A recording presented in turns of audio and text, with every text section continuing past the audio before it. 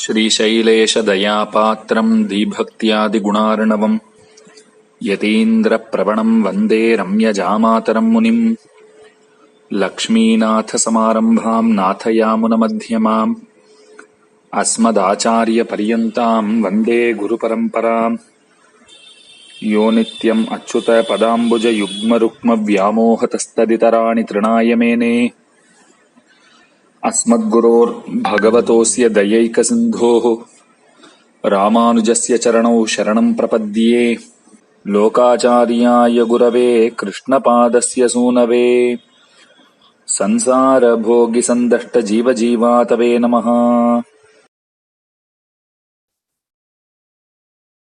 श्रीशैलेशदयापात्रम् धीभक्त्यादिगुणार्णवम् यतीन्द्रप्रवणम् वन्दे रम्यजामातरम् मुनिम् यो नित्यमच्युतपदाम्बुजयुग्मरुक्मव्यामोहतः तदितराणि तृणाय मेने अस्मद्गुरोर्भगवतोऽस्य दयैकसिन्धोः रामानुजस्य चरणौ शरणम् प्रपद्ये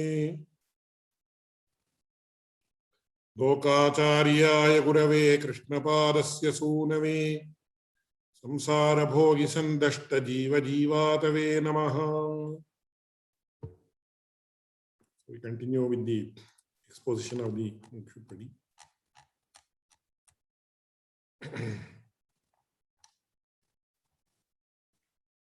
So it is Sutra number 108. ஆகையால் வழுவினா வடிமை செய்ய வேண்டு நாம் என்கிறபடியே என்கிற பிரார்த்தனையை காட்டுகிறது. This is commented upon by Swami Madhavana Bhamuni in this manner. தத்தை ஹேதுவாகக் கொண்டு சதுர்த்தியின் கைங்கரிய பிரார்த்தனா பிரகாச தத்துவத்தை அருளிச் செய்கிறார். So hereafter, until the sutra number 112, 108, 109, 110, and 111 and 112. These five sutras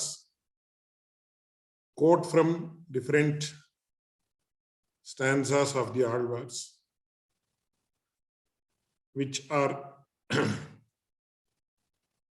the instances of kainkaryam or servitude being asked for in different contexts. So there is one very important aspect that is to be noted here. I will give a very modern example, don't mistake me. So suppose a person is practicing tennis and he wants to become a champion. What will he do? He will have the posters of the most famous tennis players in his room, and he will be looking at them. He will be watching their videos. He will be watching their techniques. How, for example, if it's tennis, how they serve or how they play the volleys or whatever it is. That means they are the role models. So unless you have the role models, you cannot aspire for something. It is very, very important. So as far as the Sri Vaishnava faith is concerned, who are our role models? They are the Alvars. So when we say that one has to aspire for kainkaryam or servitude unto the Lord, how? What is the example? The question is asked, or it comes to the mind naturally. As I said, when assuming that a tennis coach is teaching tennis to his student, he will say, you have to become like Roger Federer. Or you have to become, if it is earlier, they would say, you have to become like John McEnroe, Jimmy Carnes, or somebody, the players of the 80s. If it is today, they will say you have to become like Rafael Nadal or Roger Federer or Djokovic or whoever it is. So the role models are most important in any field, whether it is tennis or whether it is scholarship in Sanskrit or whether it is the highest level of Sri Vaishnava culture or faith. So all along, several theories about how one should aspire for serving the Lord has been explained in the preceding sutras. So beginning this sutra or beginning the earlier sutra, the next 5 sutras are aimed at quoting the different texts authored by the Alvars and how they serve as our role models. This is what we should aspire for. For example, in Bhagavad Gita, in the Sharanagati Gadya of Ramanujacharya, he says, Purushassa parah partha bhaktya labhyastvananyaya bhaktya shakyaha ahamevam vidorjuna jnatum drashtum cha tatvena praveshtum cha parantapa, etc. So Ramanujacharya requests the Supreme Lord to make him a devotee, as is explained in these 3 shlokas. He says, Iti shlokatrayo nitagnaninam mam kurushva. So you yourself, Ramanujacharya addresses the Lord and says, requests him, pleads with him, begs him. And he says, O Lord, you yourself have explained in the Bhagavad Gita that this is the nature of the highest kind of devotee. So you kindly make me a devotee of the highest order, as you have explained in the Bhagavad Gita. That's what Ramanujacharya requests the Lord. So here we have the liberty to quote the Alvars because it's a Rahasya Grantha and we are free to quote from both, because here also one more very important theoretical concept is the concept of Ubhaya Vedanta. So Ubhaya Vedanta means the 2 Vedantas. So the Sri Vaishnava culture has a unique feature in that it has the privilege of being associated with 2 Vedantas. One is the Samskrita Veda and associated Vedanta. That is the Vedas that are in Sanskrit language and the Upanishads, which form the later portion, which also include the Itihasas and Puranas, of course. And then you have the Dravida Vedas. It is the Vedas that are in Tamil language, which are authored by the Alvars or the divine saints, who were all steeped in the devotion of Lord Vishnu or Narayana. And then you have a huge commentary tradition,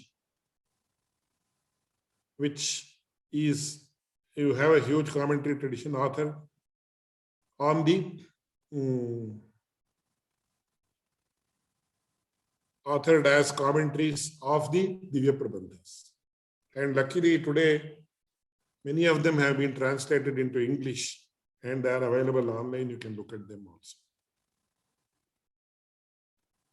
So in this context, you have the Dravida Vedanta also, and then you have the Rahasya Granthas. So a Sri Vaishnava has to study 4 important works in his lifetime under an Acharya. They are, what are they? They are Sri Bhashyam and Gita Bhashyam. These 2 are the Sanskrit treatises authored by Ramanujacharya as commentaries on the Brahma Sutras and the Bhagavad Gita. And then the other 2 are in Manipravada language, which we are studying now, Bhagavad Vishayam and Rahasya. Bhagavad Vishayam is the commentary on the Tiruvai Mozhi or the 1000 stanzas of Nammalvar. Now all the translations of almost all the commentaries are available online. We are very privileged to have that as a result of technology, etc. So then the stanzas of Nammalvar more than which are 1102 in number exactly in the Thiruvaimozhi have around 6 commentaries, 6000 9,000 12000 24000 and 36,000. 5 commentaries. It is also understood that 2 more commentaries existed, but we are not very sure.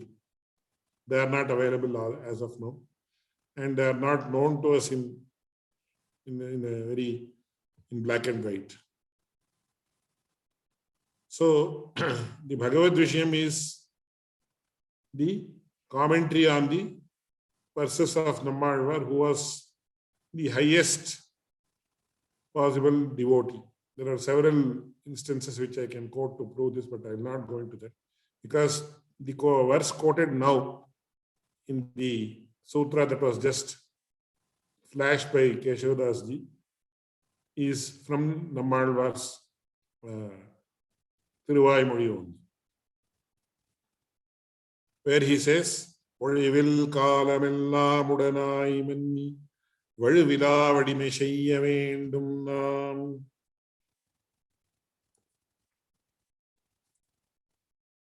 So this is, I think, in the beginning of the 3rd or 4th decade or the 4th 100. So, Vadivil Kalamellam Udanai Manni, at all times and forever by his side. It is 331, correct. We must perform stainless service to the radiant Lord of Venkatam, the hill with streams. And he says, Yende Tande Tande. He is my father's father. That means he is the father of the entire world. He is the person from whom the world has come into existence. So here, what is the philosophy that is being explained?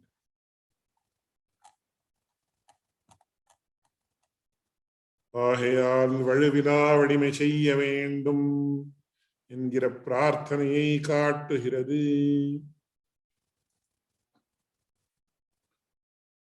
So ultimately, what is it? உக்தத்தை ஹேதுவாகக் கொண்டு சதுர்த்தீன் கைங்கரிய பிரார்த்தனா பிரகாசகத்துவத்தை அருளிச் செய்கிறார். அதாவது கைங்கரிய பிரார்த்தனை வந்தேறி எண்ணிக்கே ஸ்வரூப பிரயுக்தமாகியாலே வழிவிலாவடிமை செய்ய வேண்டும் நாம் என்று அடிமையில் ஒன்றும் நழுவாதபடி சகல கைங்கரியங்களும் செய்ய வேண்டும் நாம் என்கிற பிரார்த்தனையை இச்சதுர்த்தி பிரகாசிப்பிக்கிறது என்கை. So as I mentioned earlier, the word Narayanaya has 2 components. One component is the word Narayana, and the second component is the suffix, which is denoted by Aya.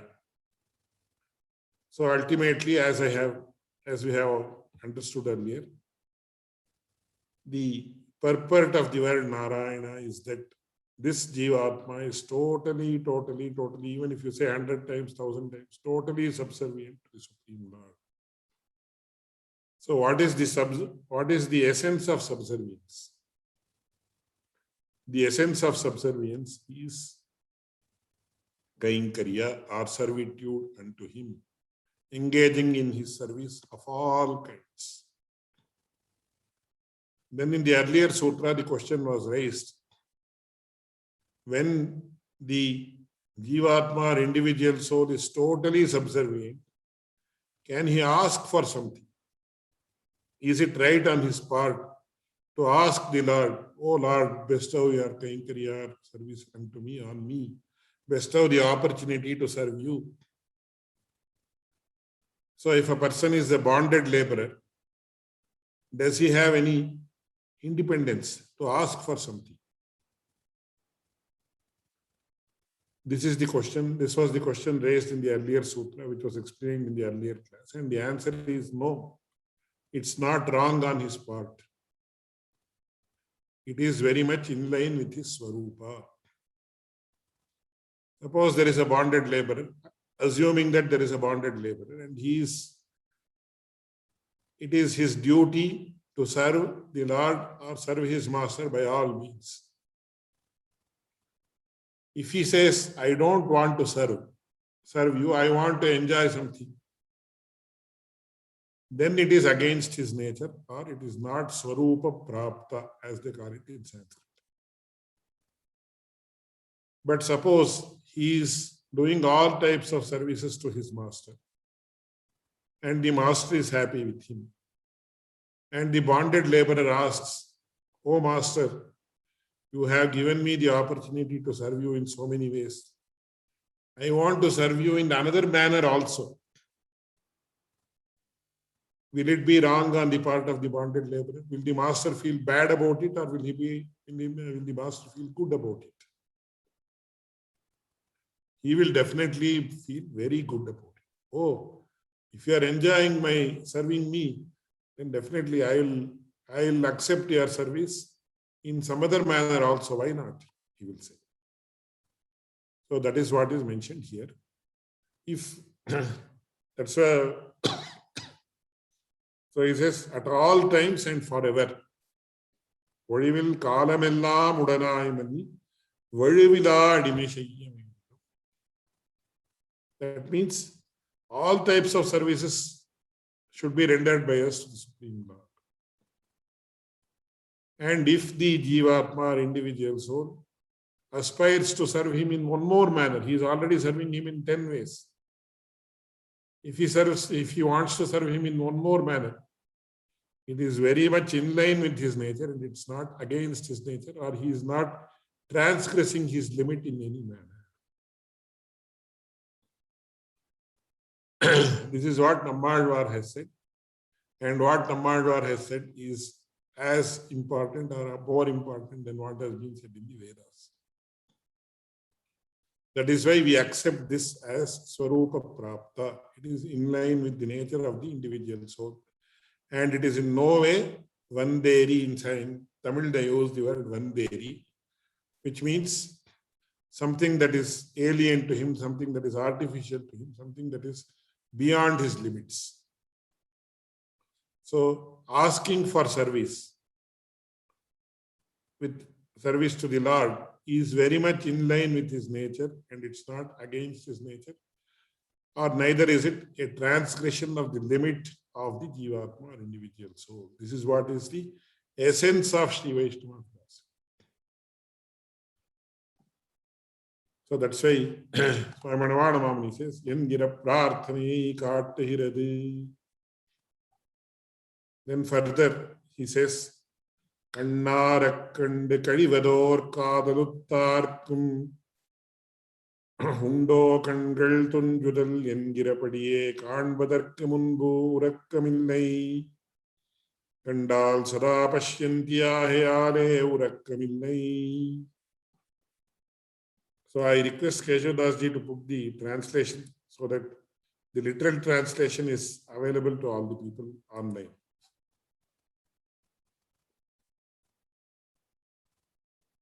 So the meaning is like this.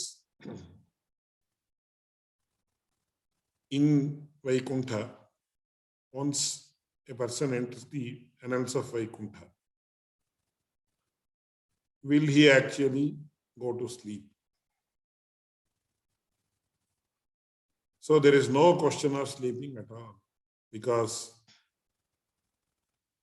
Kannarakkande kalivador kaadaluttarku, that's what it says.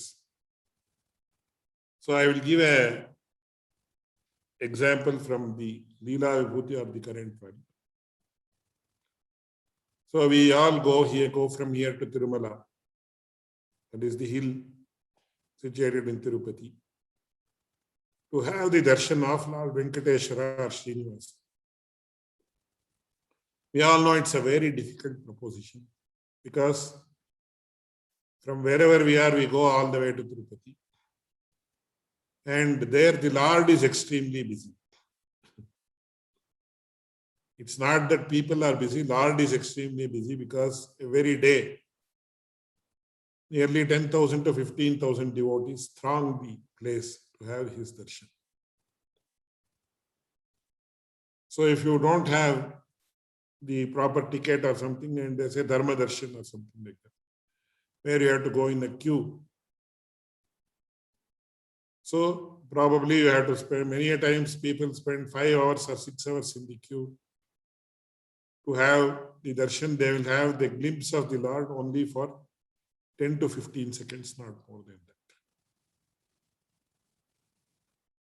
So they will come all the way from different parts of the world to have the glimpse of the Lord Srinivasa or Venkateshwara for 5 or 6 seconds only, or maximum sometimes 10 seconds.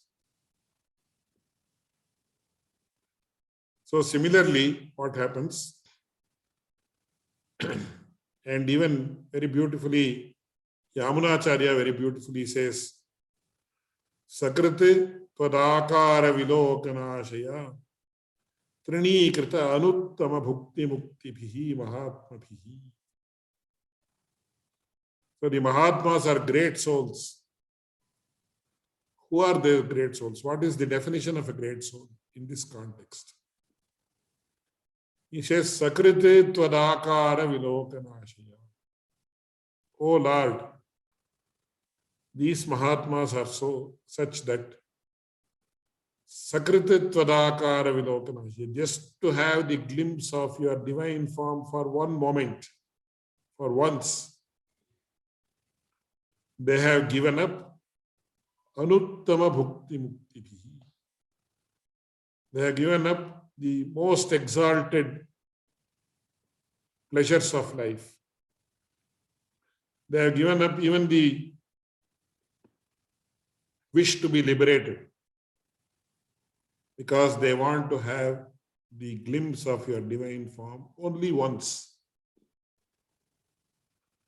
So these are the great souls who, under whom I take refuge, he says further. So here also it is said, Kannarakandu Kazhivador Kadaluttarku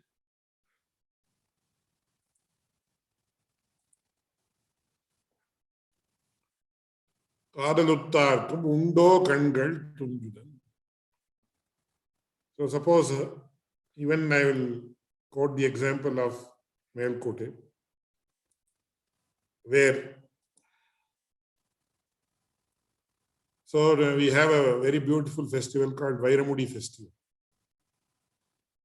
So the Lord will, our house is situated in the eastern side of the temple.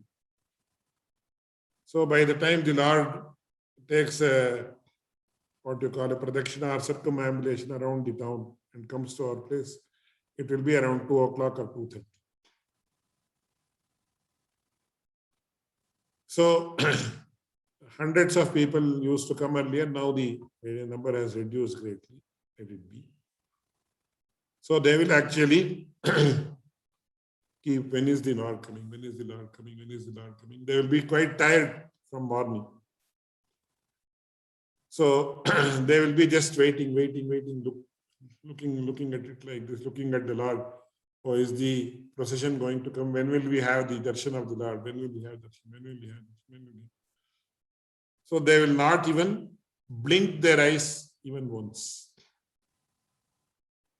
because they are in anticipation of the darshan or seeing vision of the Supreme, of the divine form of the Lord, which is going to come in front of them shortly.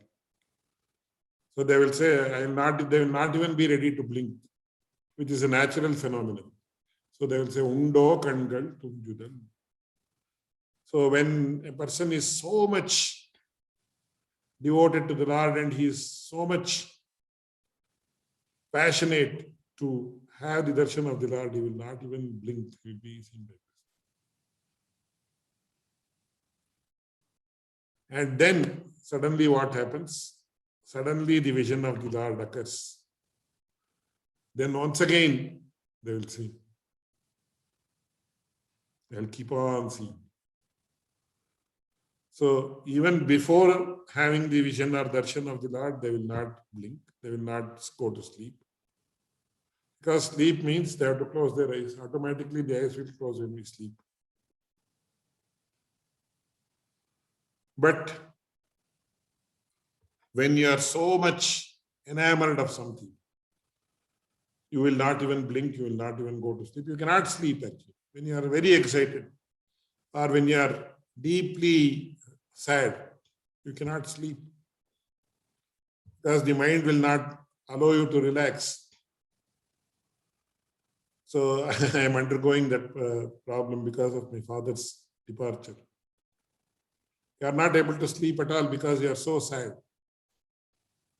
Or if you are too excited, suppose a person wins a lottery worth $10 million, he will not be able to sleep because he is so excited. The mind will not allow him to relax, or the mind will not go into a relaxation mode.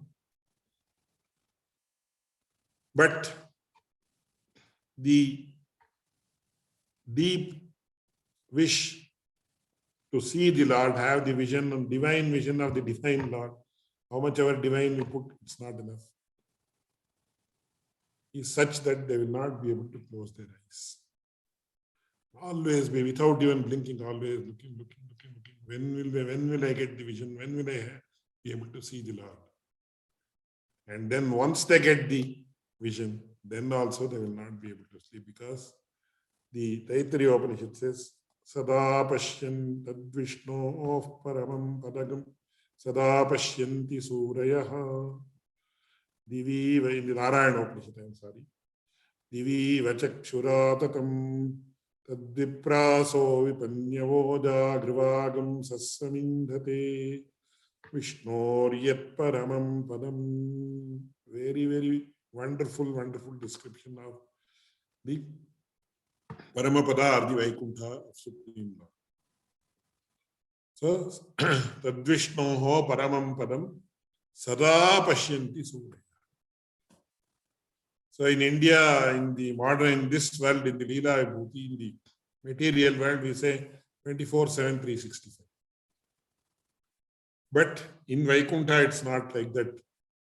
There is no 24, there is no 7, there is no day, there is no week, there is no year, etc. Because it is said that Kalam sa pachate tatra, nakalas tatra vai prabhu.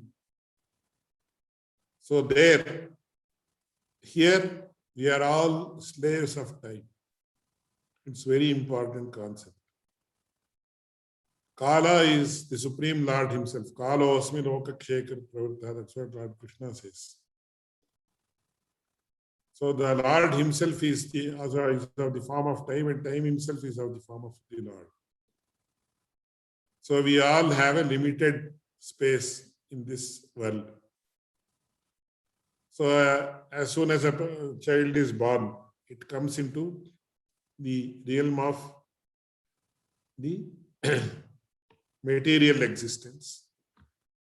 And after some time,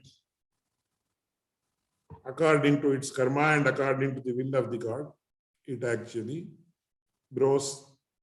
It becomes the child becomes a boy, boy becomes a youth, youth becomes a middle-aged person becomes a old man, and ultimately leaves the body. So when a person leaves the body, it means he disappears from the face of the earth.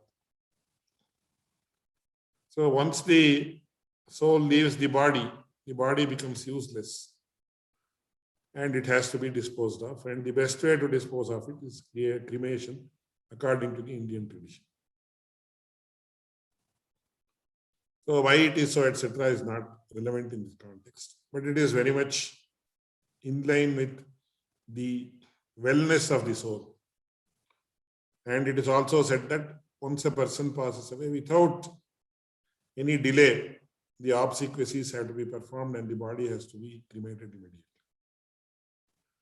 So we are all persons in this world are the slaves of time. So Kalaha Prabhu. So he is the Supreme Lord who is of the form of time also. He is the person who dictates everything in this world. There is nothing in this world which can escape the pangs of time or escape the control of time. So all of us have to leave this world one day or the other. It's only a matter of time. So, kalam sa pachate tatra nakalas tatra vai. In the Vaikuntha, it is a realm of the Supreme Lord which is beyond time. And therefore, there is no question. They will continuously, without any break, they will always be seeing the Supreme Lord. So, Tadvishnoho paramam padam sada pashyanti suraya. So, before they have the vision, and in the Vaikuntha, they will not blink and always be open-eyed. And after they have the vision also, because they cannot take their eyes off. When we see something very attractive, we will not be able to take our eyes off. We'll be seeing it like this.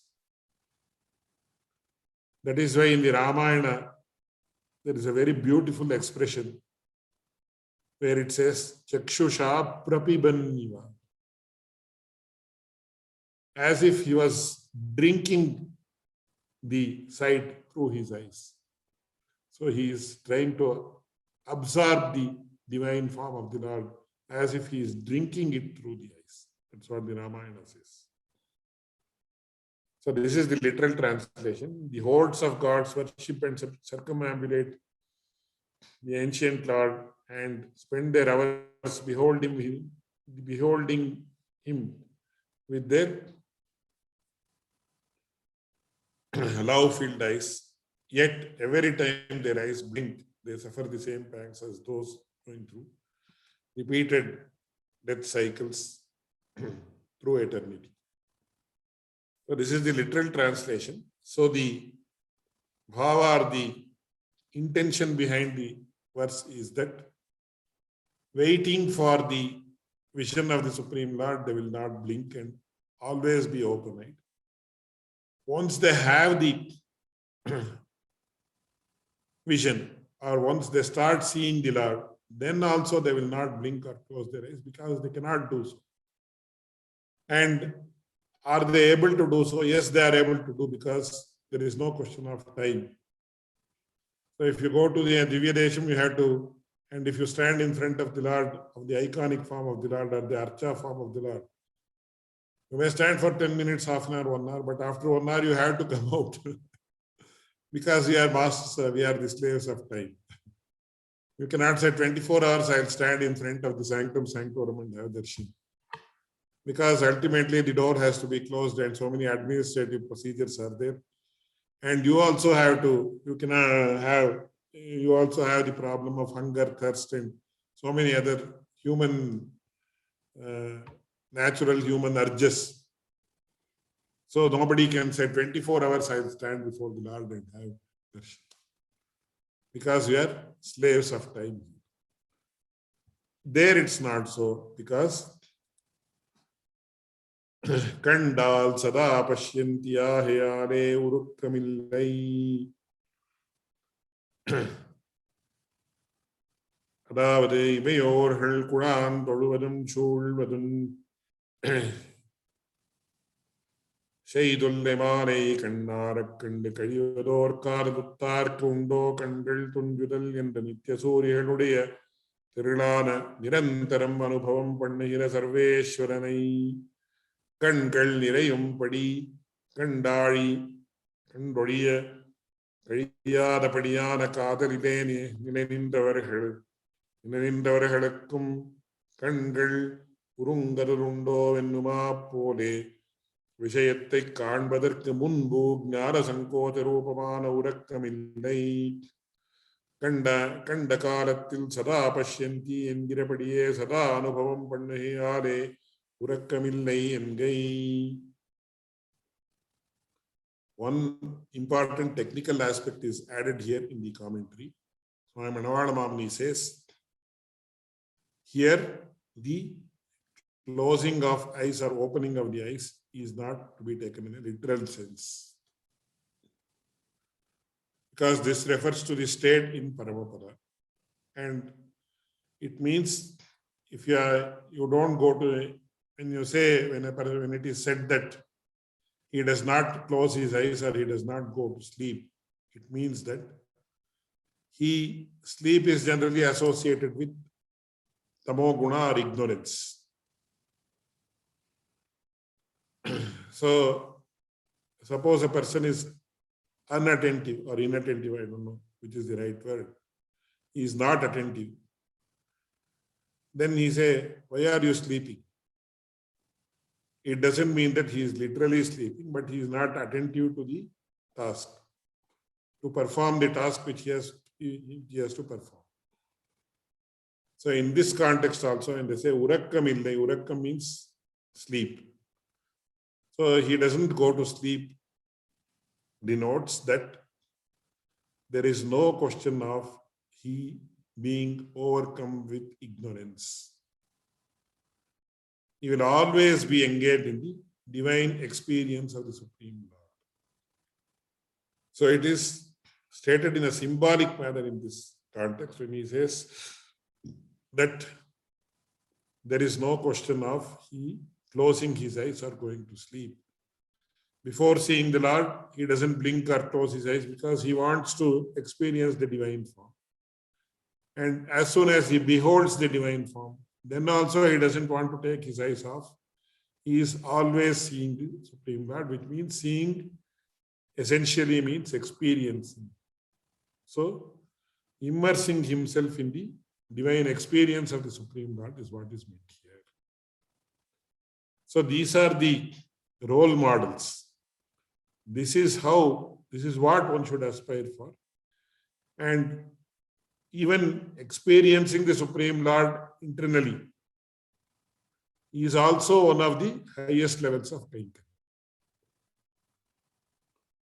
So, it is not against his nature, it is in line with his nature and very much according to the principles of Sri Vaishnava philosophy. So, this verse is a quote from Tiruvirattam of Nammalvar, which is the first treatise. Nammalvar has authored 4 treatises. Tiruvirattam is the first one, where Nammalvar actually summarizes the evils of the material world and says this material world is the worst place to be. Of course, we feel that it is the best place to be because we enjoy so many pleasures. Probably when we are in our youth or when we are very happy, we feel we cannot go from here. Or we should not go from here. I want to eternally enjoy the material pleasures only. But as a person ages and he realizes the realities of life, then at least he should realize that this material world is materialistic in nature. It is totally impermanent. It is temporary. It is non-eternal. It's not eternal. And ultimately aspire for attaining moksha or liberation, and there also to enjoy the divine form of the Lord, which is ultimate kainkariya or servitude unto him.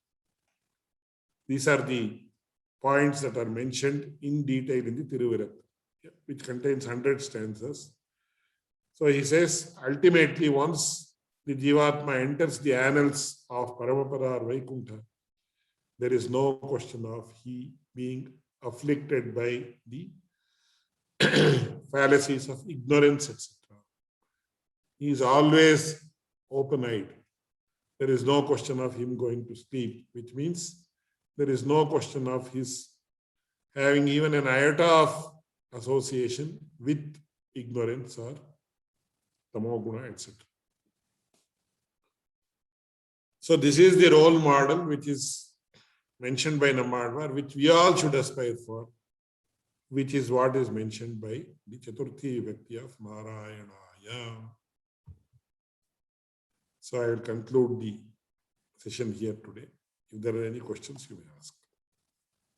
I hope you have understood what I have explained, and I have been able to put across the views that are mentioned in this work, because many a times language is a barrier, but I hope I have been able to cross that barrier and convey to you the concepts which are quite complicated in this context. When you said that Namavar's first out of four compositions was Tiruviritam, then and you said it's about the material world. I was thinking that in Vedanta, first of all, we have to know what is Brahman, what is not Brahman. The Vedanta sutras are divided up into four adhyayas. So the first part of Namavar's prayers are telling us what is spiritual and what is material. Yes. So therefore, it equates to the Vedanta like that. Yes, you can say, you can connect it or relate it in that way. It's quite appropriate. Because unless even Ramanujacharya says, unless a person doesn't feel that this materialistic world is an impediment to the spiritual progress, he cannot start in the path of spirituality.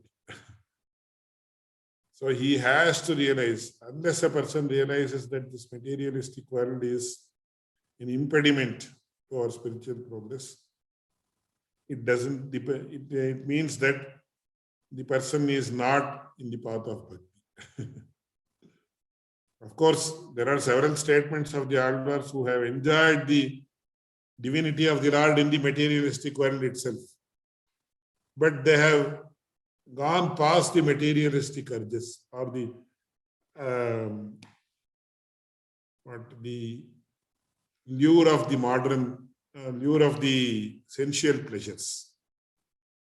They have gone beyond that and experienced the divine here itself, like Nammalvar did.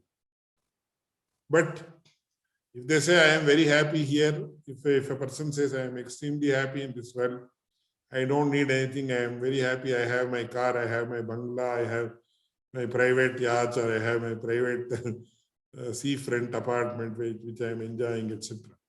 And I am eating, I am drinking, I am fine.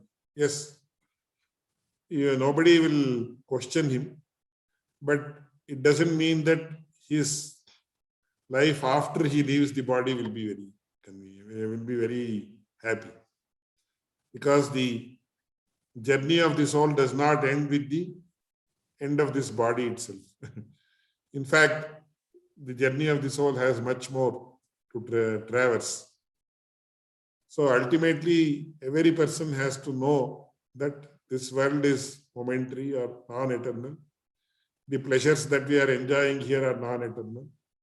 And there is something much more to be achieved when this body is given to us by the Supreme Lord. That is what Nammalvar summarizes in the Tiruviritam. So literally, what does the word Virutam mean? Virutta, I think, means a particular meter. Because in the beginning he says, Karuvirat Kadunitwin Kamak Kadun Kudi Vendu, etc. In the first Pashuram he says, don't be bound by the pleasures of the materialistic life. That's what he says in the beginning. And don't get bound by these things so that you are born again and again and again in this materialistic world. Try to understand that the pleasures that you enjoy, the material pleasures that you enjoy, are momentary in nature and they do not last long.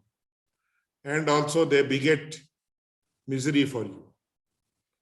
And he says, even in the Bhagavad Gita, it says, Yehi samsparshaja bhogaha dukkhayo neyevate adyantavantah kaunteya nateshuramate buddha. So all the materialistic pleasures are associated with some type of misery, either in the beginning or in the middle or in the end. So try to understand their momentariness and go beyond it.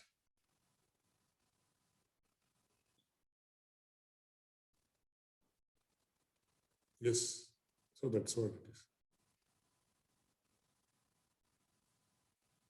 So is there in Bhagavad Vishayam, when you talk about Bhagavad Vishayam, you're talking about all the 5 commentaries, and you're not talking about one specific book, or is it like the Edu and the different Edu commentary different... is by far the most elaborate commentary. But the Ara Irappadiyar, the first commentary, was authored by Tirukkurai Piran Pillan, who was supposed to be the Jnanaputra of Ramanujacharya. So in several places, my father used to say, in the Ara Irappadi is quoted, and even in the Upadesha Ratnamalai of Manavada Mamuni, he praises the contribution of Pillan, who authored the Ara Irappadi, or the 6,000 commentary. I can put it like that. And each has its own speciality. But by far the Eid is having 36,000 granthas, or one grantha is equal to 32 letters. So 36,000 into 32 alphabets. Roughly it is like that. Nowadays, after the advent of computers, probably we can physically measure how many alphabets are there. I don't know if anybody has done that. Once we digitize the entire Eid commentary and then run the word count, run the letter count, probably it may happen, or we may have to write a small program for that. But that is by far because, and they have why Ara Irappadi, why 6,000, why now 9,000, etc. They have equated the number with the Puranas, etc. So the Vishnu Purana contains 6,000 shlokas. So that is why the great Acharya Pillan authored the commentary in 6,000 granthas. One grantha is equal to 32 letters. So similarly, you have 12,000, 18,000, 24,000, and 24,000 is equal to Ramayana, which Periyavachan Pillai authored.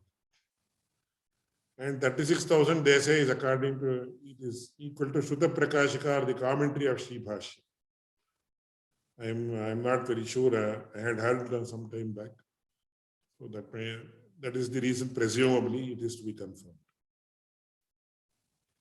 But they have quoted from nearly 300 or 400 verses, 400 works in the commentaries, in the Eid commentary especially.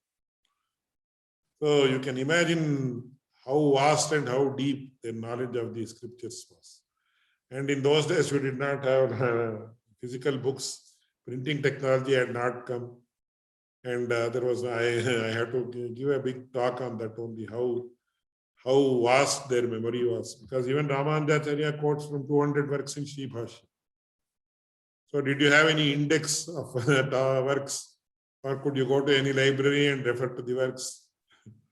There was no such facility. Even we do not know even whether palm leaf manuscripts existed in those days. Because my Acharya, who spent his entire lifetime in the Oriental Research Library in Mysore, dealing with the palm leaf manuscripts, he said the oldest palm leaf manuscript I have seen is around 500 years old. No, I have not seen any manuscript beyond that. So my father used to say they used to, at the age of 10 or 12, all the important works like Ramayana, Mahabharata, Bhagavatam, etc., they used to be memorized, and their memory power was so strong. So they could quote from any work. Today we had to see 100 books. Where is this? Where is that? Where is the source, etc. And now we have Google and so many other tools, software tools have been developed. But in those days, even manuscripts, palm leaf manuscripts are also not available. So you can imagine how vast their memory was and how strong their memory power was. So, of course, I think that we have some evidence that there were palm leaf manuscripts before 500 years, because I myself have photographed palm leaf manuscripts in Udupi, the Astamats there, which were supposedly directly scribed by direct descendants, direct shishas of Madhva at the 700 years. And then we have the story of Ramanujacharya and Quresha going to Kashmir to consult Bodhina Vritti. And so Yes. Bodhina Vritti, it must have been available in some form, some solid Yes, form. yes. So we don't know whether it was in palm leaf form or some other medium was there. Because when you see, as soon as you see the script, that is whether it is Grantha script or Sharda script or whether it is Nandinagari, Tiglari, etc., you can determine the date of the manuscript. Sometimes, with due regards to everybody, sometimes they predate the manuscripts also. That is also possible. They will say this is thousands of years old. But that's why when I used to discuss with my Acharya, who spent nearly 30 years in the Oriental Research Institute, sifting through thousands of manuscripts. Because Oriental Research Institute has a collection of 30,000 manuscripts even today. And my Acharya was sent to different places to collect the manuscripts. So he has traveled the length and breadth of the country to collect the manuscripts. Then many a times they would be heaped together, the folios as we call them.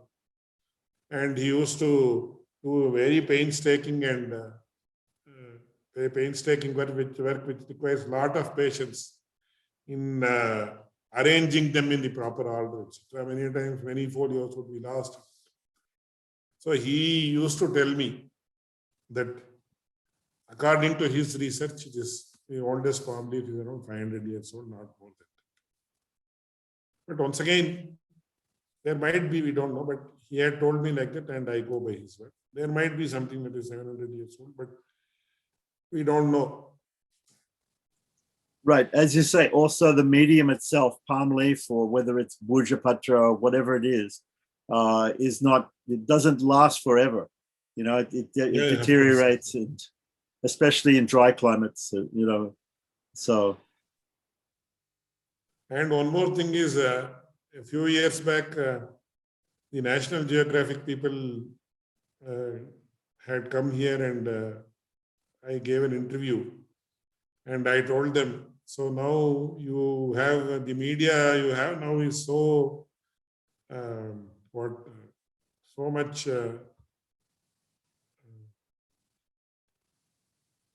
it doesn't work after some time. For example, you had the floppy disks in the 80s and 90s. Now that doesn't work. Then you had the CD technology, then you have DVD technology. Now you don't have CDs, CD drives in the computers, you don't have DVD drives. Now you say everything is on cloud. So whatever I have stored, in my house itself in Melkote here, some 200 floppies are lying. I don't know what they contain. And 100 CDs are there. I don't know what was written on those CDs and kept. Because nothing can be read now and CD drives are not available today. But you see, this palm leaf medium has survived a period of 500 years or 400 years and still it is readable. So you can assess which is the best medium. They were all very surprised and I think it was also telecast on some occasion. But one way they say old is gold and it is true as far as this issue is concerned. So I think if you have so many CDs and floppies and everything like that, before the technology becomes obsolete, it needs to be moved to the next level. Yeah, that is one big problem. And even one more big problem is we have done several software have been developed for various tools for manuscriptology, deciphering manuscripts, etc. And but we don't have the funds to migrate to a new platform. So earlier they said it is a DOS-based program, then Windows-based program came. We had some Visual C or Visual C++. Earlier you had Visual Basic. Now they say Java. Now they say Python. So every time you had to migrate. Earlier it used to be some MySQL database, now they say .NET database, then they say something else. So we don't have the resources to migrate to new database systems, nor do we have the resources to hire programmers to write the entire program afresh. So several of our works are lying unutilized because technology is changing every other day, or probably in a matter of 1 or 2 years it changes. And the program you have written earlier becomes obsolete. Just like the hardware, software also becomes obsolete. So we have, much of our efforts have been nullified, or they have gone down the drain. Though we have spent so much of efforts, time and money to do programming, etc., for these academic causes. So it's possible through emulation to emulate those older operating systems and to still run that software if you know how to do it. There are people who are still running very old programs. No, it's not possible, because now, for example, I was involved in developing a multimedia presentation on Ramanujacharya. It was done in a software called Macromedia Director. Now that you had Flash, then they say HTML5 or something. Now we cannot. We can just run the exe, but once again the resolution, there are problems. There are so many technical issues. The latest Windows system does not support those plugins or whatever it is. So much of the work is not available now. It is right, but that's what I'm saying. There's possibility. I have a program which only runs on Windows XP. I run it on another computer in emulation. I emulate Windows XP, so it's possible to still run it. So there are some ways, but as you say, there may be some things which are not runnable. But I think if many things somebody can give technical support, we'll be very happy to take that. Okay, I'll if you want some suggestions. Anyway, definitely. I'll do one thing. I'll just send a mail to you and tell you which are the software that need to be migrated or that can be used in the present context also. So we will see how to do it. Thank you very much. Srimate Ramanujaya.